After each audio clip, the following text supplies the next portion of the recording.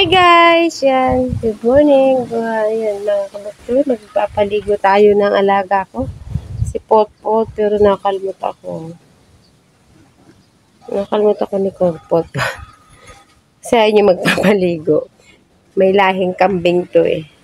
Papaligo tayo ngayon guys kay Potpot. Kasi pag 2 araw siya walang ligo. Matamlay siya.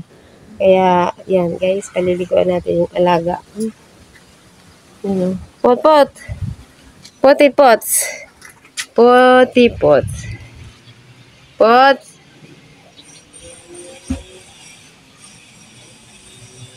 Ayan, papaligo tayo kay Potty for today's video. Yeah, guys.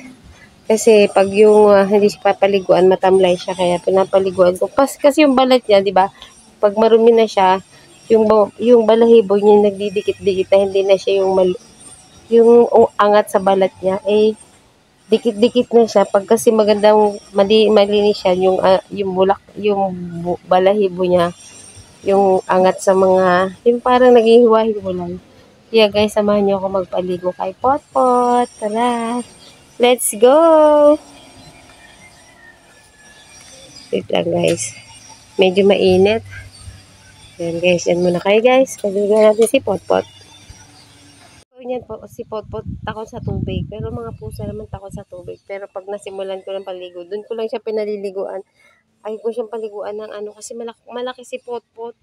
Hindi ko kayang paliguan na wala sa loob. Kaya diskartehan na lang ang pagpaligo kay Potpot guys. Samahan niyo ako magpaligo sa alaga ko, si Potpot.